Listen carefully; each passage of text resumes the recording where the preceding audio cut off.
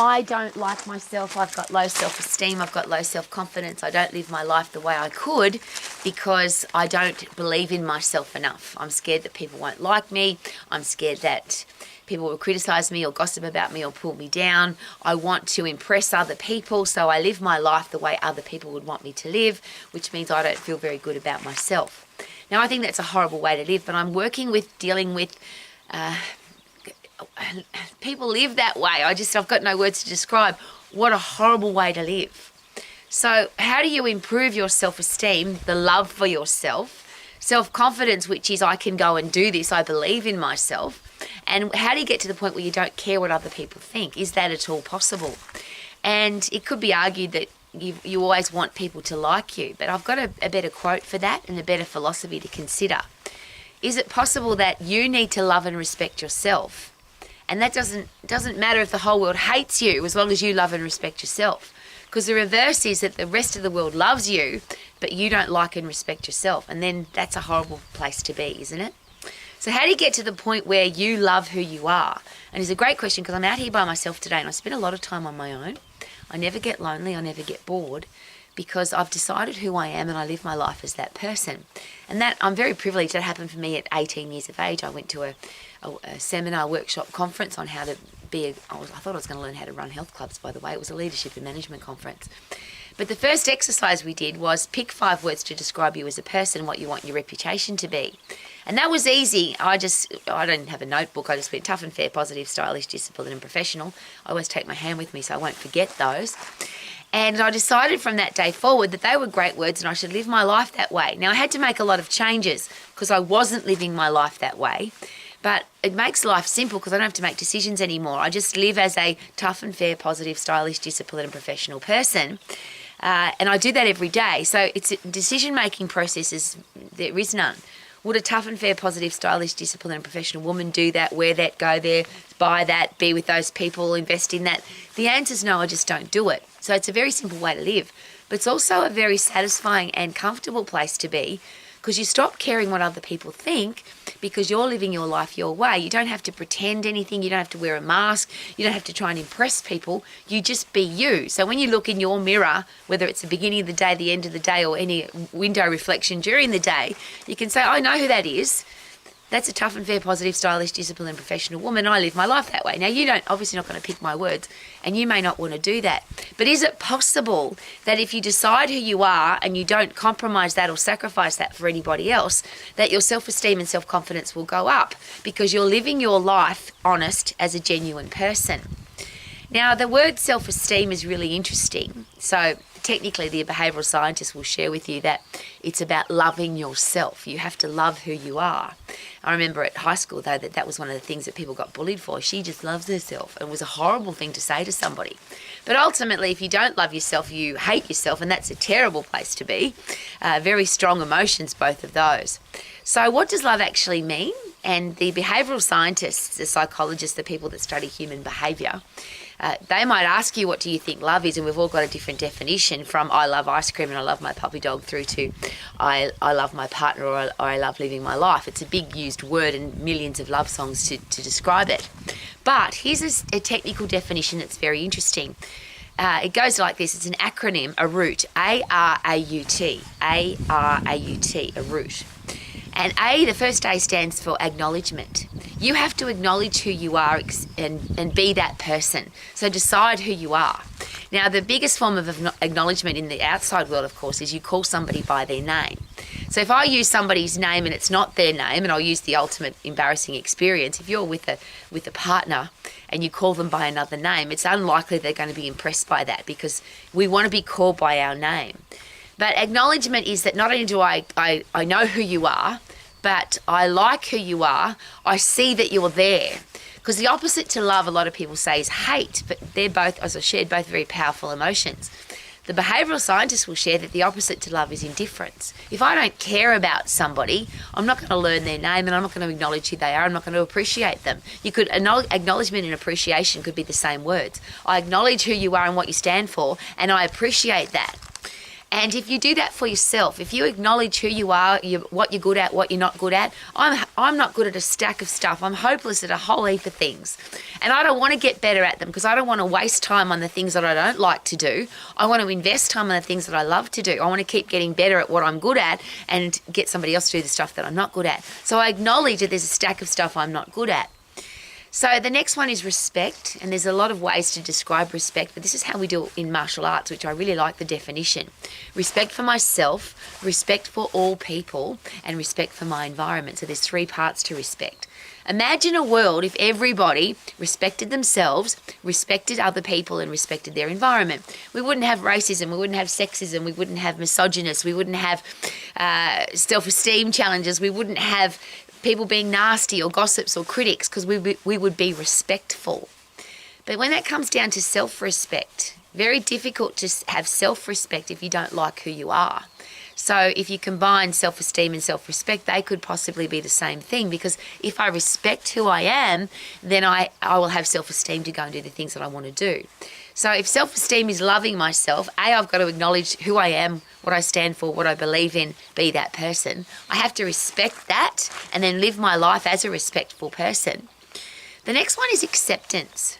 And in a love relationship, we always talk about unconditional love, which of course, depending on who you are, but I don't believe in that, because if somebody's treating you terribly and disrespectfully and hurting you physically or mentally, I have no desire to love that person. That's just not appropriate behaviour.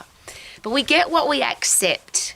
So if I treat myself badly, if I talk to myself badly, if I don't eat healthy food, if I don't sleep well, if I dress terribly, if I don't look after myself, and I accept that, well, what's going to happen to my self-esteem and self-confidence? And just as a quick side note, it's been suggested that self-esteem is how you feel about yourself, and self-confidence comes from the external. So if you're happy because you're rich, because you've got pretty clothes, because other people like you, because you've got a million university degrees, and of course that was an exaggeration, but if the external world loves you, you probably have great self-confidence. But self-esteem, of course, comes from the inside. The rest of the world can hate you, but you still like you. That's called self-esteem. I love who I am because. So I'll go back to a root. I acknowledge who I am. I respect myself. I accept myself for my flaws and my challenges. But I also accept that I'm a great person. I've decided to be a great person. And I accept that other people won't like me. There's 7-odd billion people in the world. There's going to be people that don't like me. There's a whole heap of cool things that come with the word accept. Also, if you accept that people treat you badly, you're going to keep getting that. If you accept, we get what we accept. Then it becomes an expectation from the other person, because they expect that they can treat us that way, so they do. So the next one, of course, is understanding. If you understand who you are, and I'll rephrase that from another relationship point of view, I can never understand a man's brain, a child's brain, another person's brain, what somebody else has been through, because I'm not that person. There's a great communication tool there, which is you never say, I understand. You always share, I don't understand, but I want to. Even if I've been through exactly the same thing as you, you're different to me, so I don't want to pretend that I understand what you're going through. But because I care about you, or because I love you, I want to understand. Well, could that be a great thing that you could give to yourself as a gift of love? Understand why that happened. Understand why you're doing that. Rather than, and this is what most people do when it comes to their health or being in a medical situation. The doctor tells them, here, take this pill, here, take this powder or potion or medical intervention, and they do it the doctor tells them to do, without understanding why. Why did I get sick? Why did I get injured? Yes, I've got a broken leg, but why is my leg break? Why did it break? Or you had a car accident. But there are some people that have car accidents that don't get broken legs. I'm sharing that with you because strong bones, we're living in a world now where a lot of people end up in the emergency room at a hospital because they've got a broken leg or an injury. But that often comes from weak bones, weak immune system, a body that's just not strong. So what if you were healthy, fit and strong? Could life be better? And that's an understanding, it's a personal insight. Why am I sick? Why am I unhappy? Why am I broke? Understand why that happened so you can change it. Could that be a great way to feel good about yourself? Because if you keep blaming other people, I'm fat because I've got a horrible job, because I'm broke because, and you blame other people rather than understanding what put you into that situation in the first place, is it possible now that because you're laying blame, you won't feel good about yourself and you'll be scared that people are going to find out that it really is, I really have to make the changes, it's not anybody else's fault. And then the last one is touch. And there's all sorts of things you can talk about when it comes to touch, but ultimately, whether it's physical touch or emotional touch, you have to be touched in your life. You have to, when you have a shower, you touch your body to get it clean. If you don't like the way your body feels when you have a shower because you're out of shape and the soft squidgy bits and you don't like what you look like in the mirror, and it's going to put some challenges into your self-esteem and self-confidence. If you touch your body and you love the way it feels, are you more likely to feel good about yourself? There's a lot of talk about relationships and intimacy and physical relationships with your partner. But rather than my partner's not a very good lover, what about this? How does your lover know to be a good lover if you don't know how to love yourself physically and emotionally? So if you treat yourself like you're not a good person, why would somebody else treat you well? And if you don't know how to love yourself physically, then how could you explain to somebody else how to pleasure you or make you feel good? It's just not possible. So that thing of physical touch, emotional touch, your partner needs it, your kids need it, your dogs need it. I've got 5 dogs. They give me oxytocin and lower my cortisol levels and make me feel good every single day. Touch is such an important part of our life. But what are you doing every day to make sure that your body and your brain is somewhere that you want to touch? If you go into your brain and you don't want to touch what's going on inside there because it's such a mess, then is it possible that your self-esteem and self-confidence will be low? So I'm not an expert at all of this. All I know is this. I'm a really happy lady. I'm a really positive person. I always look for the bright side. I'm not asking you to live like that, but how is that even possible? People bully me and accuse me of being unrealistically happy, being a fake person. You can't be that happy all the time. But I'll ask this question, I ask it every day.